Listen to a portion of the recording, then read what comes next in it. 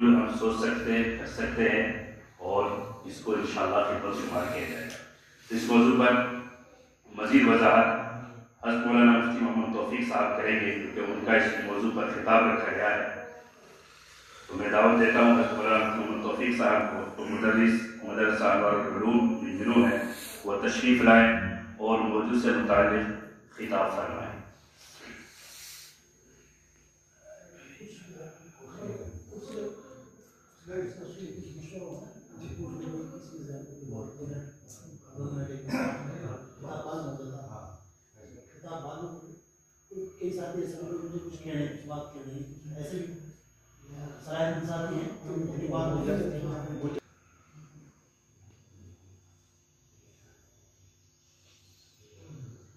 الحمد لله وحده والصلاة والسلام على من لا نبي بعده أعوذ بالله من الشيطان الرجيم بسم الله الرحمن الرحيم يرفع الله الذين آمنوا منكم والذين أوتوا العلم درجات والله بما تعملون خبير وقال تعالى في مقام آخر إنما يخشى الله من عباده العلماء وقال تعالى في مقام آخر يا أيها الذين آمنوا لم تقولون ما لا تفعلون كبر مقتا عند الله أن تقولوا ما لا تفعلون إن الله يحب الذين يقاتلون في سبيله صفا كأنهم بنيان مرصوص صدق اللہ العلی العظیم۔ حضرات علماء کرام اور ائمہ نظام، اللہ تبارک و تعالیٰ کا شکر ہے کہ اللہ تبارک و تعالیٰ نے ہمیں مل کر کچھ کام کرنے کی توفیق عطا فرمائی۔ یہ سب اللہ کی طرف سے ہے۔ ہم کتنا چاہیں لیکن ہم نہیں مل سکتے جب تک کہ اللہ تبارک و تعالیٰ نہ چاہے۔ خود اللہ کے رسول صلی اللہ علیہ وسلم پر اللہ تبارک و تعالیٰ نے اس چیز کا احسان جتلایا ہے، لو انفقت ما فی الارض جميعا، اگر آپ روئے زمین کا پورا خزانہ خرچ کر دیتے تو بھی اگر آپ چاہتے تو صحابہ کے دل کو نہ جوڑ پاتے، لیکن ہم نے جوڑا۔ تو اس وجہ سے میرا عزیز ہو، اللہ تبارک و تعالیٰ کا یہ بہت بڑا احسان ہے کہ ہم مل کر بیٹھ گئے اور کچھ کرنے کا ہمارے ذہن کے اندر آیا۔ تو سب سے پہلے آپ یہ یاد رکھیں کہ قرآن کریم کی آیتیں جو میں نے تلاوت کی ہیں آپ کے سامنے، اس کے اندر اللہ تبارک و تعالیٰ نے اہل علم کا، علماء کا خاص مرتبہ بیان کیا۔ اس آیت کے اندر اللہ تبارک و تعالیٰ نے عام انسانوں میں سے جو اہل ایمان ہیں ان کا ایک خاص درجہ بیان کیا ہے۔ یرفع اللہ الذین آمنوا منکم، اللہ تبارک و تعالیٰ ان لوگوں کے درجات کو بلند کرتے ہیں جو تم میں سے ایمان لے آتے ہیں۔ عام انسانوں کو خطاب کر کے اللہ تعالیٰ نے یہ ارشاد فرمایا کہ جو بھی ایمان لے آئے گا اللہ تبارک و تعالیٰ اس کے درجات کو بلند کرے گا۔ اور پھر ان اہل ایمان میں سے خاص طور سے وہ لوگ جن کو علم دیا گیا، جنہوں نے علم حاصل کیا ہے، زیادہ علم ہو یا کم ہو، اللہ تبارک و تعالیٰ ان کے درجات کو خاص طور سے بلند فرماتے ہیں۔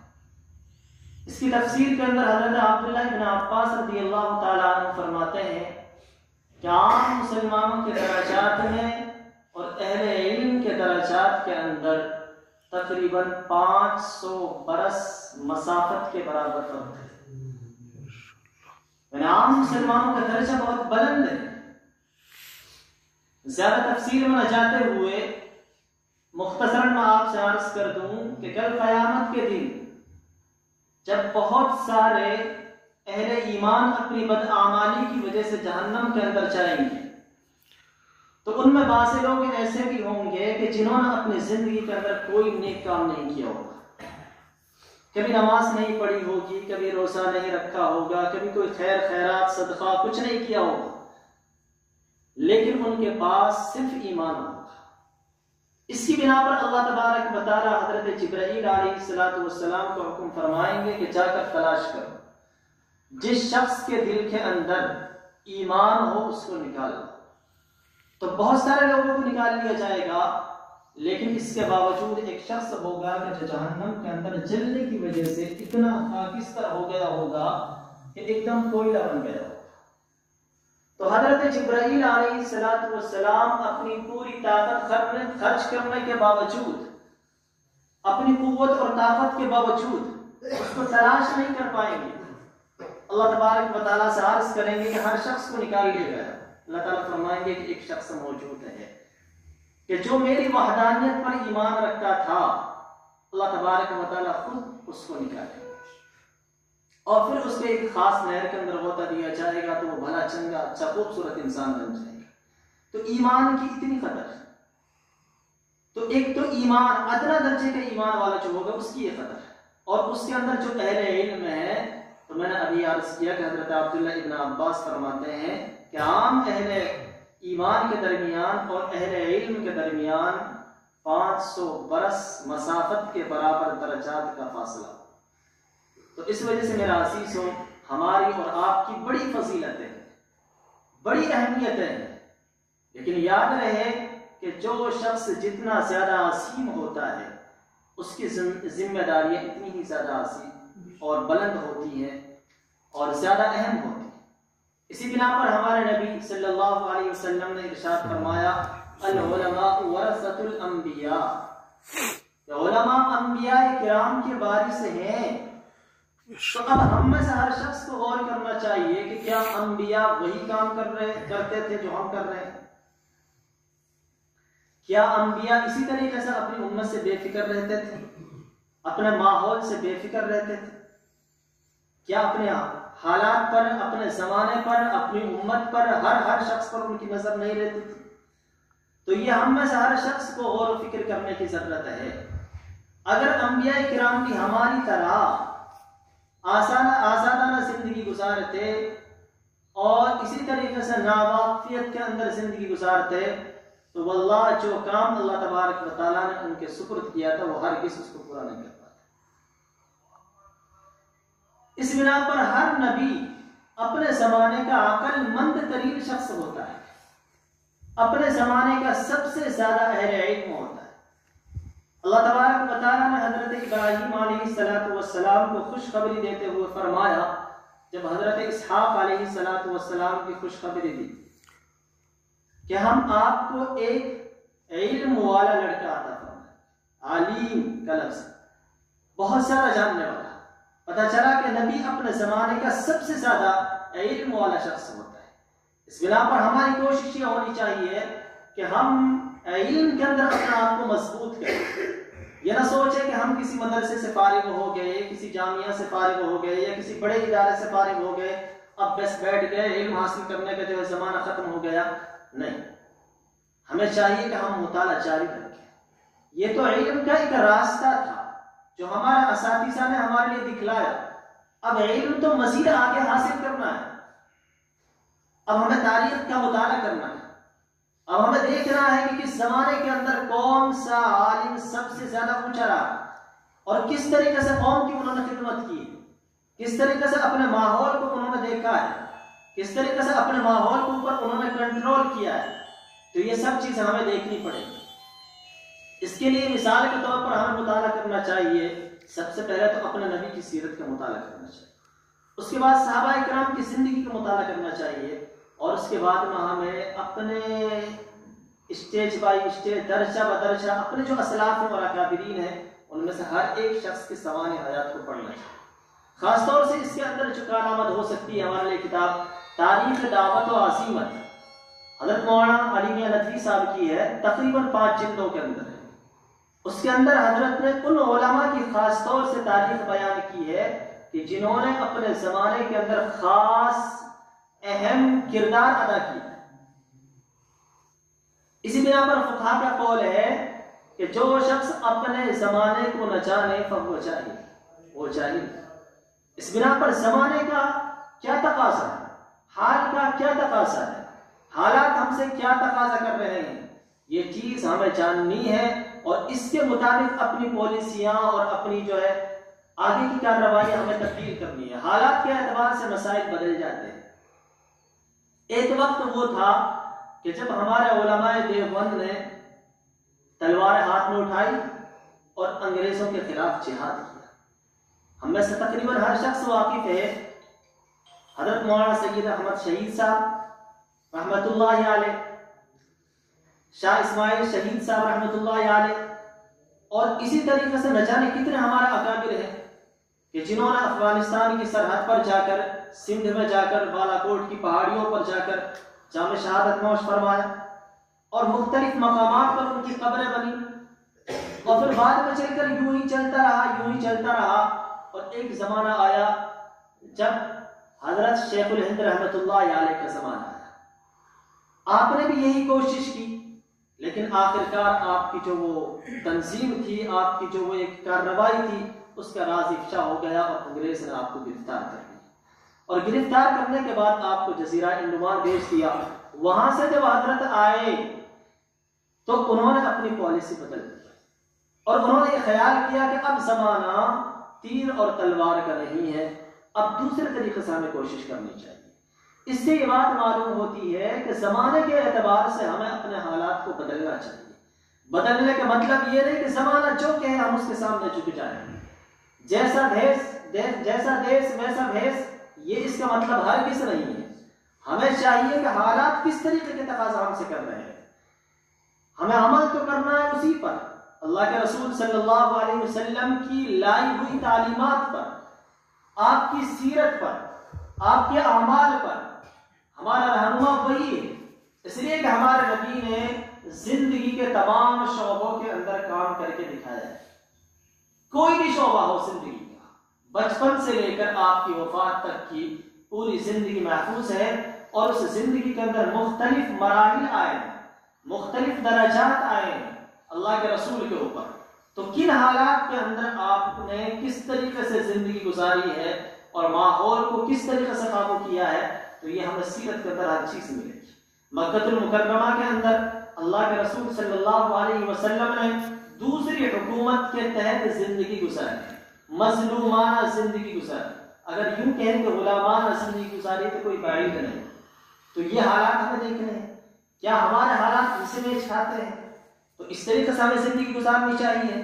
پھر اس کے بعد آپ نے وہاں سے ہجرت فرمائی اور آپ مدینہ المنورہ کے اندر آئے، تو اس وقت آپ نے جو زندگی گزاری ہے حاکمانہ زندگی گزاری، اور اس حاکمانہ زندگی کے اندر ہر شعبہ نظر آتا ہے۔ ایک طرف آپ صحابہ اکرام کو درس و تدریس بھی دے رہے ہیں، ایک طرف آپ واعظ و نصیحت بھی کر رہے ہیں، دوسری طرف آپ جنگیں بھی لڑ رہے ہیں، آپ سپہ سالار بھی بن رہے ہیں، آپ فوجی بھی بن رہے ہیں، آپ زیر بختر بھی پہن رہے ہیں، آپ کے ہاتھ میں تلوار بھی ہے، نیزہ بھی ہے۔ غرض ہے کہ زندگی کے جتنے بھی شعبے ہیں وہ ہمیں ہمارے نبی صلی اللہ علیہ وسلم کی زندگی کے اندر ملتے ہیں، لیکن ہماری بدقسمتی یہ ہے کہ ہم پڑھنا نہیں چاہتے، ہم مطالعہ نہیں کرنا چاہتے، حالانکہ ہر زبان کے اندر کتابیں موجود ہیں اور ہم سب تقریباً اردو کو خوب اچھے طریقے سے جانتے ہیں۔ اردو زبان کا اتنا مواد ہے، اگر آپ پڑھنا چاہیں تو بہت کچھ پڑھ سکتے ہیں، اور یہ کوئی ضروری نہیں کہ اگر ہم انگلش زبان سے واقف نہیں ہے یا ہندی زبان سے واقف نہیں ہے تو ہم کچھ نہیں کر سکتے، ایسا کچھ بھی نہیں۔ ہمارے کتنے اکابر ایسے گزرے ہیں کہ جو انگریزی کی الف با سے بھی واقف نہیں تھے، لیکن لوگوں نے ان کو تسلیم کیا۔ ہمارے ہندوستان کا جو قانون ہے جمہوری قانون ہے، سیکولر قانون ہے، کس کی محنت سے بنا؟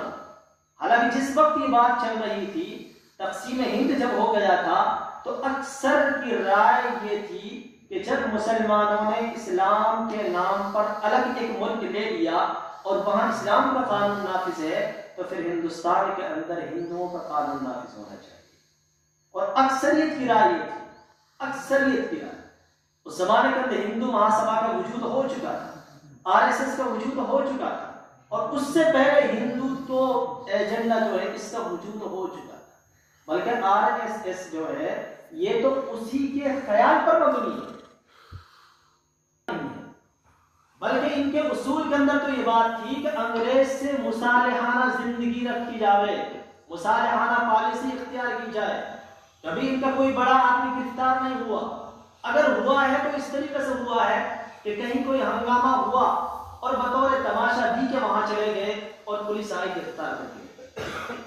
اتنا کردار تو ملتا ہے ان میں سے بعض لیڈروں کا، باقی اس سے زیادہ کوئی کردار نہیں.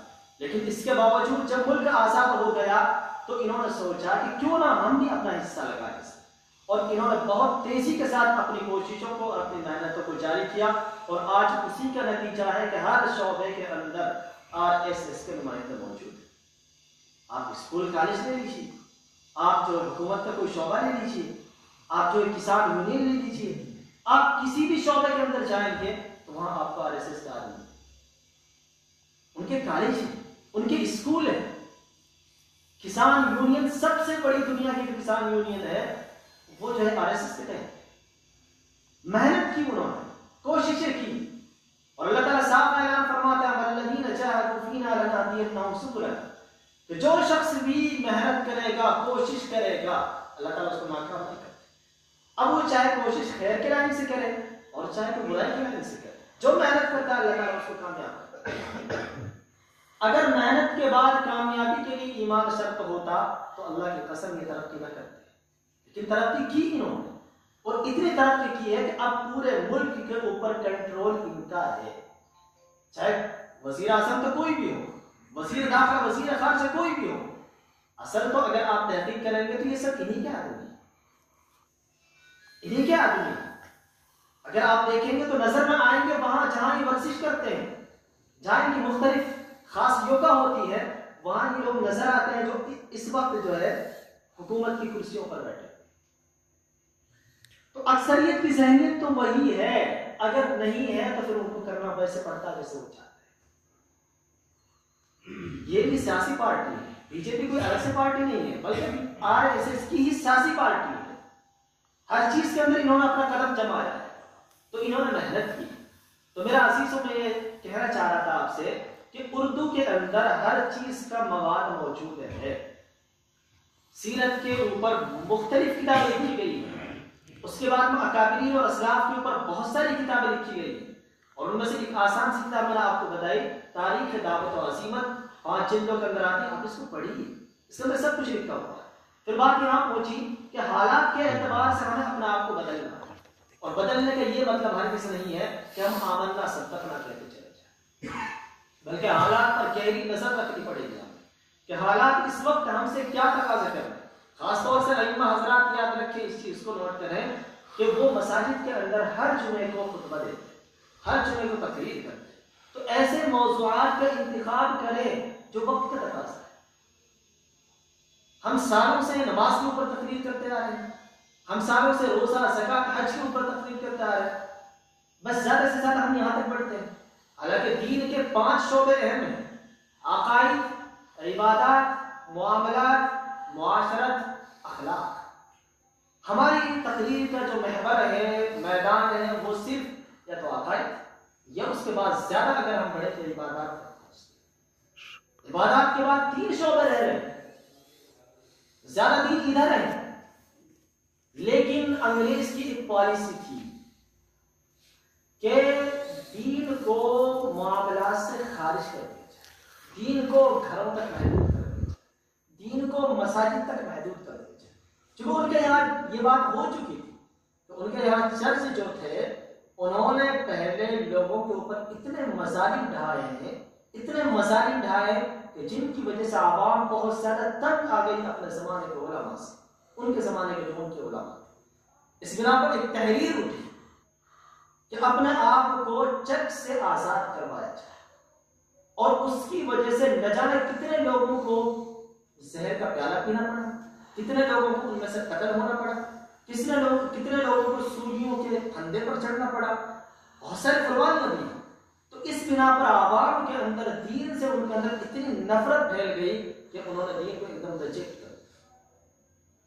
تو پھر جب وہ یہاں آئے تو یہی پالیسی انہوں نے یہاں اختیار کی، اور دھیرے دھیرے لوگوں کا ذہن اس طریقے سے انہوں نے بنایا، اور نصاب تعلیم جو اسکولوں کے اندر پڑھایا جاتا ہے اس کے اندر انہوں نے اس طریقے سے نصاب بنایا کہ لوگوں کے ذہن کے اندر یہ بات بیٹھ جائے کہ دین الگ ہے، دنیا الگ ہے، مذہب الگ ہے، سیاست الگ ہے۔